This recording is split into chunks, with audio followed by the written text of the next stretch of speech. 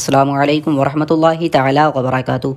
उम्मीद करता हूँ आप हज़रात खैर आफ़ियत से होंगे। अल्लाह रब्बुल इज़्ज़त की बारगाह में दुआ है मौला तमाम वीडियो देखने और सुनने वालों को आने वाली हर परेशानी से मुसीबत से महफूज फरमाए। प्यारे दोस्तों, आज की इस वीडियो में हम आपको जो वजीफ़ा बताने वाले हैं, ये वजीफ़ा हमारे उन भाई और बहनों के लिए है जिनकी शादी को हुए बहुत ज़्यादा वक्त गुजर गया है, लेकिन अभी तक वो औलाद की नेमत से महरूम हैं। अभी तक अल्लाह रब्बुल इज़्ज़त ने उन्हें औलाद की नेमत अता नहीं की है। वो हमारे भाई और बहन इस वीडियो को पूरा देखें और जिस तरीके से हम आपको वजीफ़ा बताएं, अगर आप उसी तरीके से इस वजीफ़े को कर लेते हैं तो आप ख़ुद अपने माथे की निगाहों से ये चमत्कार होते हुए देखेंगे कि अल्लाह रब्बुल इज़्ज़त आपको नेक और सालिह औलाद अता फ़रमाएगा।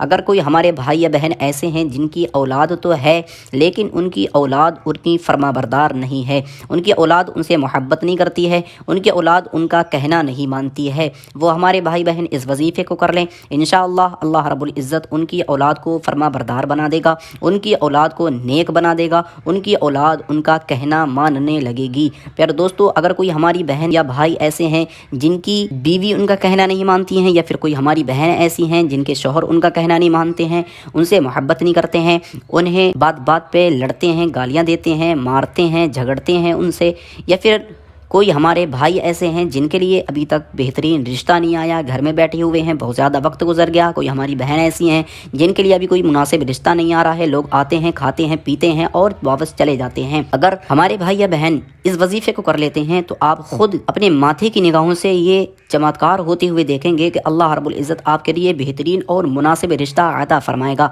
अगर आप जहाँ चाहते होंगे कि वहाँ से रिश्ते वाले आ जाएँ या वहाँ पर आपकी शादी हो जाए तो अल्लाह रब्बुल इज़्ज़त गैब से आपकी मदद फरमाएगा और आपके लिए उस जगह से रिश्ता आ जाएगा, या फिर कोई मानता नहीं होगा तो वो मान जाएगा। प्यारे दोस्तों, बहुत ही ज़्यादा मुजर्रब और बहुत ही ज़्यादा पावरफुल वजीफ़ा है, क्योंकि आपको किसी और के बताए हुए नहीं बल्कि कुरान मुक़द्दस की एक सूरत का वजीफ़ा करना है। आपको अल्लाह रब्बुल इज़्ज़त पर यकीन रखते हुए और उसके पाक कलाम पर ईमान रखते हुए इस वजीफ़े को करना है, और फिर ख़ुद आप अपने माथे की निगाहों से ये मुआजिज़ा होते हुए देखेंगे कि हमने जो आपको परेशानियाँ बताई हैं, जो आपको इस वजीफ़े के फ़ायदे बताए हैं, अगर आप उनमें से किसी एक भी मकसद के लिए इस वजीफ़े को करेंगे तो अल्लाह रब्बुल इज़्ज़त आपको आपके मकसद में कामयाबी अता फ़रमाएगा। चलो दोस्तों, चलते हैं, देर न करते हुए हम आपको वजीफ़े का तरीक़ा बताते हैं कि आपको ये वजीफ़ा कब करना है, कैसे करना है और कितने दिन तक करना है। तो दोस्तों, ये वजीफ़ा आप जिस दिन चाहें उस दिन कर सकते हैं, जब चाहें तब इस वजीफ़े को कर सकते हैं।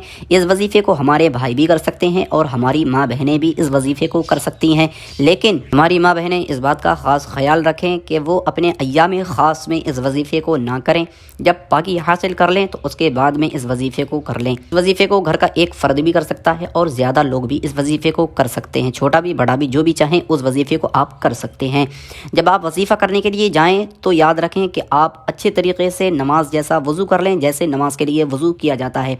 अब हज़रात अच्छी तरीके से वज़ू करने के बाद में एक कोने में जाके बैठ जाएं, जहाँ पर कोई आपसे बात करने वाला ना आ सके, जहाँ कोई आपको डिस्टर्ब करने वाला ना आ सके, क्योंकि वजीफ़े के दौरान आपने किसी से भी बात नहीं करनी है।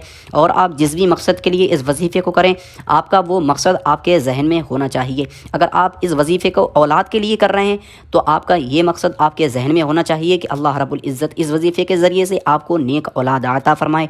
अगर आप इस वजीफ़े को इसलिए कर रहे हैं कि आपकी औलाद आपकी फरमाबरदार हो जाए तो आपका ये मकसद आपके जहन में होना चाहिए। अगर आप इस वजीफ़े को इसलिए कर रहे हैं कि फ़ला जगह से आपकी शादी हो जाए या आपके लिए बेहतरीन रिश्ता आ जाए तो आपका ये मकसद आपके जहन में होना चाहिए। आप जिस भी मकसद के लिए इस वजीफ़े को करें, आपका वो मकसद उस वक्त में आपके जहन में हो, इधर उधर की बात आपके जहन में ना आए, किसी से भी बात नहीं करनी है और एक कोने में जाके बैठ जाएं। और उसके बाद में आपने सबसे पहले आक़ा करीम सल्लल्लाहु ताला अलैहि वसल्लम की बारगाह में दुरूद पाक पढ़ना है। अगर आपके दुरूद इब्राहीमी याद है तो आप हज़रात दुरूद इब्राहीमी पढ़ लें, क्योंकि दुरूद इब्राहीमी बहुत ही ज़्यादा मुबारक और बहुत ही ज़्यादा बबरकत दुरूद है।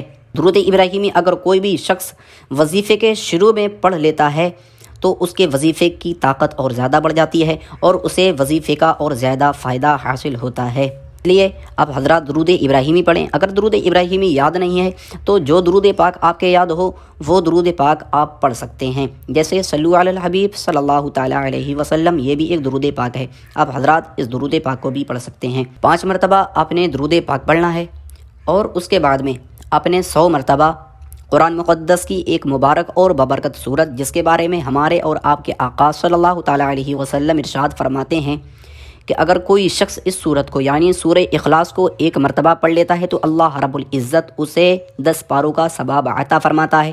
اگر کوئی شخص 2 مرتبہ پڑھ لے تو اللہ رب العزت اسے 20 پاروں کا، اور 3 مرتبہ اگر کوئی شخص تلاوت کر لے تو اللہ رب العزت پورے قرآن مقدس کا اسے ثواب عطا فرماتا ہے۔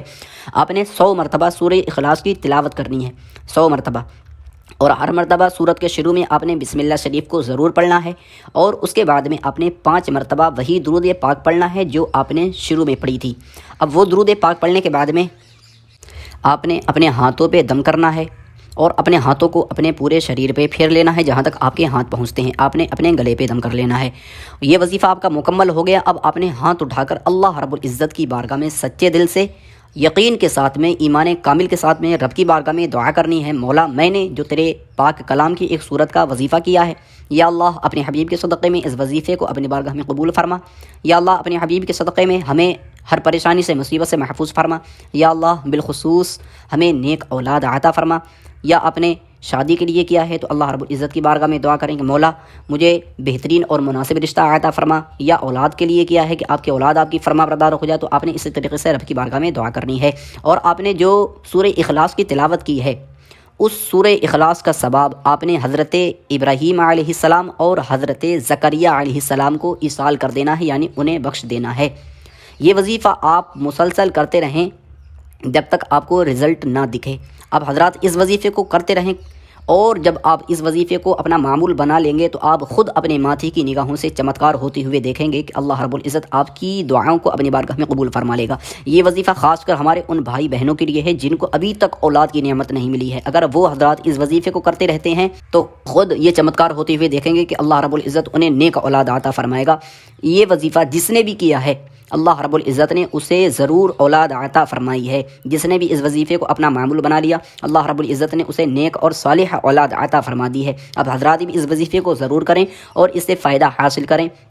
اللہ رب العزت کی بارگاہ میں دعا ہے مولا جو بھی ہمارے بھائی بہن اس وظیفے کو کریں مولا انہیں کامیابی عطا فرما، یا اللہ ان کی جائز مقصد میں انہیں کامیابی عطا فرما، یا اللہ انہیں آنے والی پریشانی سے، مصیبت سے محفوظ فرما۔ دوستو یہ تھی آج کی ویڈیو۔ اگر آپ کو ویڈیو پسند آئی ہو تو ویڈیو کو دل سے لائک کریں، اور چینل پر نئے ہیں تو چینل کو اپنا سمجھ کے سبسکرائب کریں، اور صدقے کی نیت سے، ثواب کی نیت سے اس ویڈیو کو آگے ضرور شیئر کریں۔ ملتے ہیں اگلی ویڈیو میں۔ استغفر اللہ تعالی ربی من کل ذنب واتوب الیہ، لا الہ الا اللہ محمد رسول اللہ صلی اللہ تعالی علیہ وسلم۔